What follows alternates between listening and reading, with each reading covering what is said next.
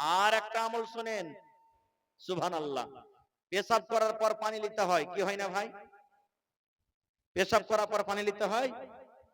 আমার ভাইয়েরা কিন্তু পানি নিবে না মেলাই ভাই, পেশাব করলে লল ঝুঁকে চলে এলো, বাস পানি নিলে না, খালি পায়খানার সময়তে পানি নিবে। আর একটা শরীয়তে কথা বলে দি, পায়খানা করতে বসবেন তো পেশাবও হবে না, হবে না? হানা বলেন, পেশাব হবে না, হবে না? দুনিয়ার কোন মানুষ এমন আছে যে পায়খানা করতে বসবে পেশাব হবে না, আর ঝাড়া ফিরাই হবে না?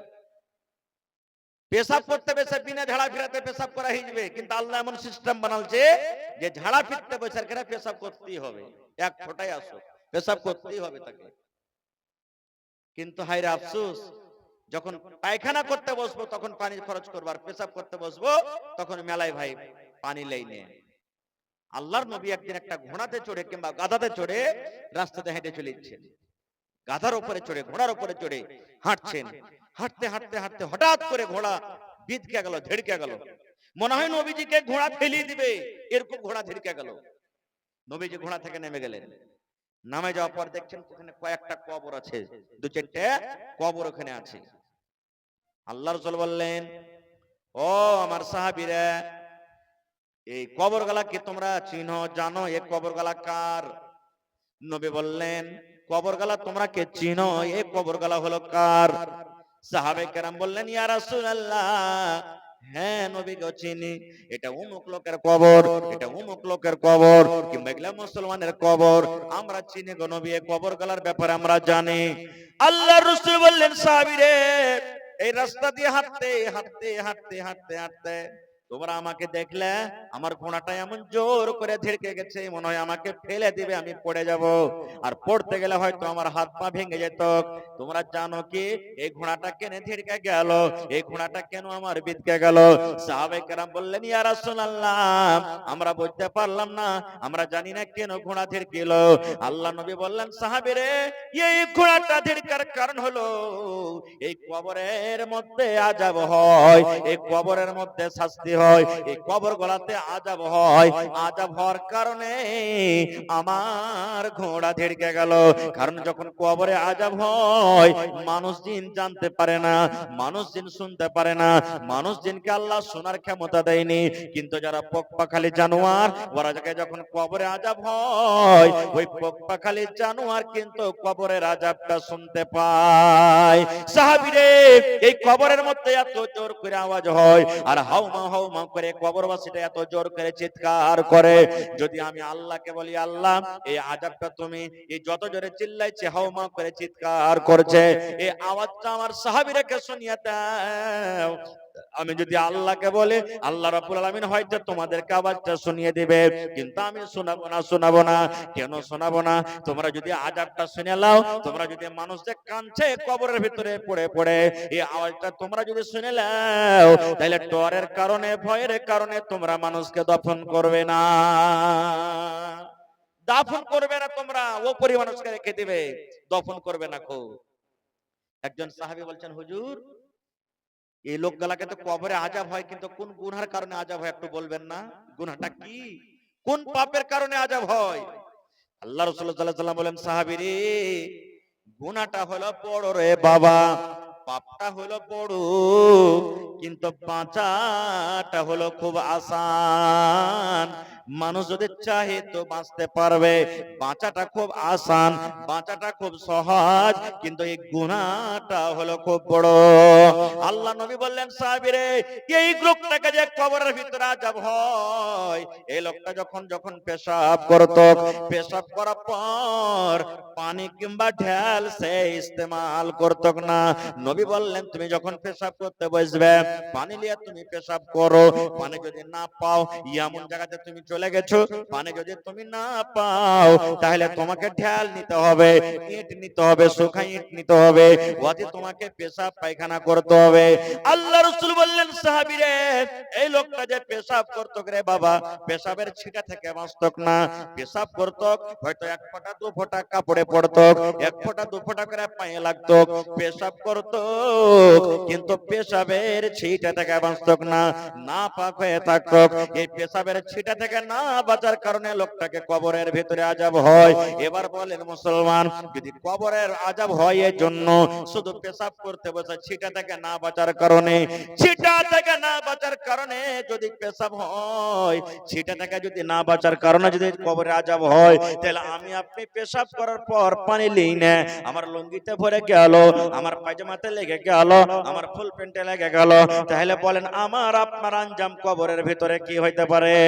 2 নম্বরে নবী বললেন, সাহাবীরে, এই কবরওয়ালাটাকে যে আযাব হয়, এই লোকটা গীবত করে বেড়াইতো, এই লোকটা চুগলখড়ি করে বেড়াইতো, এই লোকটা এক অপরের ইজ্জতকে মাটার করত, এই গীবত চুগলখড়ি করার কারণে আল্লাহ রাব্বুল আলামিন তাকে কবরের ভিতরে শাস্তি দেন। গীবত চুগলখড়ি করার কারণে এই লোকটাকে শাস্তি দিচ্ছে আল্লাহ তাবারক ওয়া তাআলা। এবার বলেন, আমি আপনি রাত দিন এক অপরের গীবত করছি, আরে অমুক মাস্টার, অমুক মুলবি, অমুক নবাজি, ওই মডেল তো সালে 1 নম্বর কার ঘুষ করবে, অমুক সারপঞ্চ মুখিয়া, হ্যাঁ ওই হাজির না হজ আল্লাহ ঘোড়ার ডিম কবুল করবে, লোককে খায়া ঠকিয়ে চলে গেছে, লোকের হক মেরে মেরে গেছে, ওরকে হজ না ঘোড়ার ডিম কবুল হবে। এই যে দেখেন, ইয়া কপারের রাত দিন আমরা পিছে লেগে আছি, আমাদের আঞ্জাম কি হবে ভাই? কিয়ামতের দিন কি হবে আঞ্জাম? কিছু বুঝতে পারছেন? সুবহানাল্লাহ। ভাইরে, এই জন্য হিসাব যখন করতে বসবেন, খবরদার খবরদার পানি নেবেন, বেটা ছেলে হোক কিংবা বেটি ছেলে হোক, পানি নেবেন। নামাজ আপনি যদি নাও পড়েন, বলবেন মাওলানা নামাজ পড়ি না তাও পানি নিতে, জি, আল্লাহ রাসূল বলেছেন আত-তাহুর শাতরুল ঈমান, মানুষের পাক সাফ থাকাটা হলো কি ঈমানের আধখানি, আধখানি ঈমানের অর্ধেক। আল্লাহুস সামাদ, আপনি নামাজ পড়েন বা নাই পড়েন, কিন্তু একটা মুসলমানকে সব সময়তে পাক সাফ হয়ে থাকতে হবে, মতের কোনো গ্যারান্টি নাই। হঠাৎ করে যদি না পাকের হালাতে আপনার যদি মত হয়ে যায়, তাহলে বলেন তো আপনার অবস্থাটা কি হলো? মানুষ তো জানে না যে এই পাকি হালাতে মরলো কি না পাকি হালাতে মরলো। এই জন্য একটা মুসলমানকে সব সময়তে পাক সাফ হয়ে থাকতে হবে। আর 2 নম্বর কথা হলো কি, যে আল্লাহ রাসূল সাল্লাল্লাহু আলাইহি ওয়াসাল্লাম বলেছেন গীবত চুগলখড়ি করতে হবে না কো। আর একটা আমল শিখিয়ে দিই আপনাদেরকে, জীবন ভর কাম দিবে।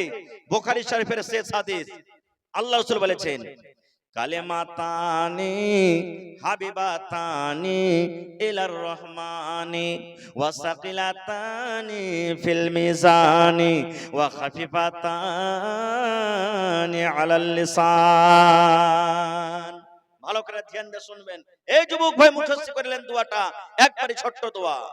নবী বলেছেন কালেমাতানি হাবিবাতানি ইলার রহমানি, দুটা কালিমা, দুটা কথা আল্লাহ খুবই ভালোবাসেন, দুটা কথা আল্লাহ খুবই ভালোবাসেন।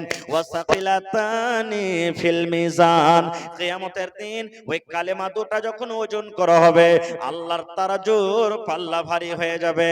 3 নম্বরে নবী বলেছেন ওয়া খাফিফাতানি আলাল লিসান, মুখ দিয়ে কালেমা পড়তে একবারে খুব সহজ আসান। এখানটা মুখস্থ করতে হবে, আপনাকে করতে হবে না। কালেমাতানি হাবিবাতানি ইলার রহমানি ওয়া সাকিলাতানি ফিল মিজানি ওয়া খাফিফাতানি আলাল লিসান। এখানটা মুখস্থ করতে হবে না, এটা হলো ফজিলত। আল্লাহ খুবই ভালোবাসেন, মুখে পড়তে আসান, কিয়ামতের দিন নেকির পাল্লা ভারী হবে। কি কথা? সুবহানাল্লাহি ওয়া বিহামদিহি সুবহানাল্লাহিল আযীম। এখানটা মুখস্থ করতে হবে। পড়েন আমার সাথে, সুবহানাল্লাহি, পড়েন জোর করে পড়েন, সুবহানাল্লাহি ওয়া বিহামদিহি সুবহানাল্লাহিল আযীম, সুবহানাল্লাহি ওয়া বিহামদিহি সুবহানাল্লাহিল আযীম। মুখস্থ হলো না? হলো না? হলো না? কখন পড়বেন দোয়াটা? এই দোয়াটা পড়ার কোনো টাইম নাই রে ভাই। নামাজ পড়তে যাচ্ছেন হাঁটতে হাঁটতে পড়বেন, নামাজ পড়ে বাড়িতে আসছেন পড়বেন, মসজিদে আপনি বসে আছেন পড়বেন, আপনি বাজারে বসে আছেন পড়বেন, চার দোকানে চা খাচ্ছেন বসবেন, আপনি মোটরসাইকেল চালিয়ে যাচ্ছেন পড়বেন, যে কোনো টাইমে সময়তে আপনি পড়িতে পারেন। মায়েরা খালারা বাড়িতে ভাত রান্না করে পড়বে, ঘর বাড়ি ঝাড় দিতে পড়িতে থাকবে, বাচ্চাকে দুধ পান করাইছে পড়বে, যে কোনো পাক পবিত্র হালাতে আপনি দোয়াটা পড়িতে পারেন। সুবহানাল্লাহি ওয়া বিহামদিহি সুবহানাল্লাহিল আযীম, সুবহানাল্লাহি ওয়া বিহামদিহি সুবহানাল্লাহিল আযীম, সুবহানাল্লাহি ওয়া বিহামদিহি সুবহানাল্লাহিল আযীম। এই দোয়াটা পড়তে গেলে কিয়ামতের দিন আল্লাহ আপনার মিজানের পাল্লাকে ভারী করে দিবেন। ভাইরে, আর একটা হাদিস আপনাদের সামনে বলে দিই। আল্লাহ নবী বলেছেন, আজকে যেমন আপনি মসজিদ নির্মাণ করবেন, মৌলানা যে মসজিদ বানিয়ে কি পাবো, মসজিদ বানিয়ার ফজিলত কি, মসজিদ কেন বানাবো? এ ভাই মুসলমান, মুসলমানের জান, মুসলমানের শান মসজিদ। যেখানে মসজিদ আছে ওখানে মুসলমান আছে, যেখানে মুসলমান আছে ওখানে মসজিদ আছে, যেখানে মুসলমান নাই ওখানে কিন্তু মসজিদ নাই। আল্লাহ নবী বলেছেন, উম্মত মান বানা লিল্লাহি মসজিদান বানাল্লাহু লাহু বাইতান ফিল জান্নাহ। আল্লাহ নবী বলেছেন, তুমি যদি আল্লাহর ইবাদত খানা, আল্লাহকে রাজি করার জন্য, আল্লাহকে সন্তুষ্ট করার জন্য এখন তুমি মসজিদ বানিয়ে দাও, আল্লাহ রাব্বুল আলামিন তার বিনিময়ে জান্নাতের ভিতরে এখন ঘর বানিয়ে দিবেন।